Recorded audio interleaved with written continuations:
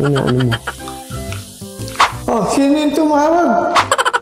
Yung mga fans natin din, nagtatanong nga. Siyempre, sikat na si Pambira. Mga tips and tricks kung paano pumasa ng bootcamp. Yan, alam mo naman si Pambira, sikat na. Sikat yan! Sikat yung anak ko eh. Ano sikat? Kaya pinupuntahan na. Diba? Ano ka mapinupuntahan? Kaya tawagan na, mga advice. Siyempre, alam mo na. Advice yan Kung pwede mo naranasan na maging sikat din, yung anak mo, naranasan. Pambira. Pambira ito. Narinig mo pala, nakikichismis ka pa. Hawak na lang ako dito, baka. Nahangin na. Narinig mo pala, nasa banyo ka. Kala ko di ba narinig? Ang dami mong interview, pati si Ren. Kasama na si Ren nandito. Nakikinig siya sa advice ng mga Navy. At kaya, naniniwala ka ba? Sabi kay Ren, naniniwala ko. Ba't mag-Navy ka na? Hindi. Follower. Hindi, kung wala daw siyang sakit, sasama siya. So may sakit lang si Rerden, kaya pwede naman. Hindi pwede, baka madali pa doon, kasalanan pa. Ayos na de. Ayos. Yan ang mga tips and tricks Pambira. Magpaalam ka na de. O sige, basta itong Pambira ito. Ay. Nakita mo naman, marami pa tumatawag de ha. Na sa pagiging ng advice, ano masasabi mo, sikat na. Ha? Walang advice. Pambira na de. Nakita mo yung mga tips and tricks na paano pumasa. Hindi nila sinasabi yun. Hindi ko man alam yung mga yun. Doon ko na lang nalaman. Kung alam ko lang yung mga yun, nagawa ko na yun. Advice mo yung manalangin sila. Ayaw, tama, manalangin.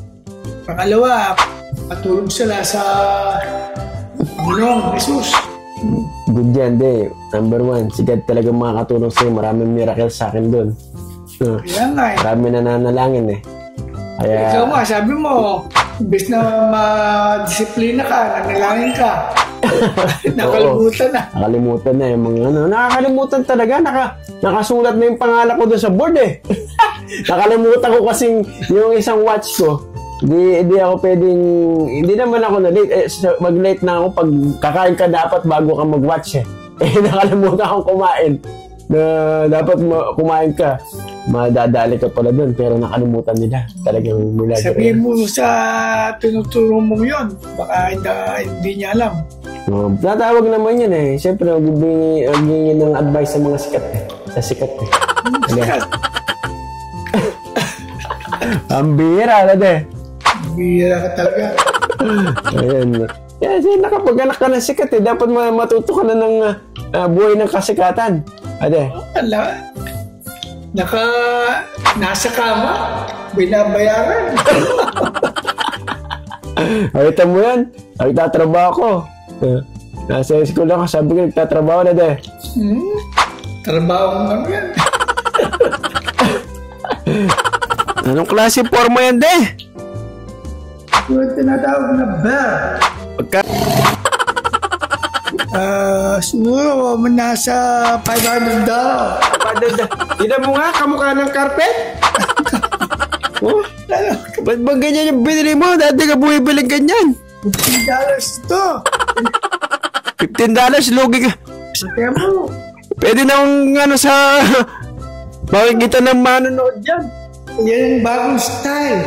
Bagong style na po lang ngayon ng carpet Ginawa ng pinaggagawa mo din. Malamig. Parang polar bear ka dyan Ano ito? Yan Bumili ka ng carpet Style yan.